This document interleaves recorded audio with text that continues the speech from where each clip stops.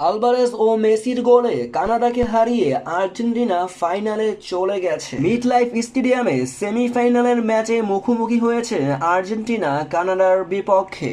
তবে শুরু থেকেই কানাডা খুব ভালো খেলেছে, কিন্তু 21 মিনিটে আঘাত আনেন আলভারেজ। মাঝ মাঠ থেকে রদ্রিগো দি পলের দারুণ পাসে দারুণ একটি গোল করেন আলভারেজ। আর্জেন্টিনার চতুর্থ খেলোয়াড় হিসেবে সেমিফাইনালে গোল করেন ম্যানচেস্টার সিটির ফরোয়ার্ড জুলিয়ান আলভারেজ।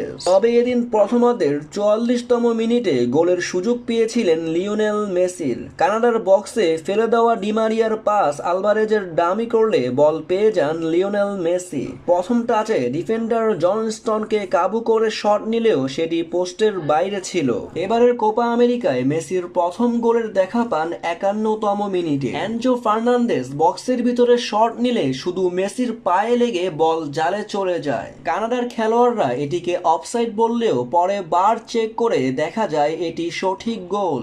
ম্যাচের 89তম মিনিটে দারুণ একটি গোলের সুযোগ পেয়েছিলেন কানাডা, তবে সেটিকে পা দিয়ে ঠেকান আর্জেন্টিনার গোলকিপার এমিলিয়ানো মার্টিনেজ। পরে আর কেউ গোল করতে না পারলে 2-0 গোলে আর্জেন্টিনা মাঠ ছাড়ে। সেমিফাইনালে কানাডাকে হারিয়ে আর্জেন্টিনা ফাইনালের টিকিট কাটল।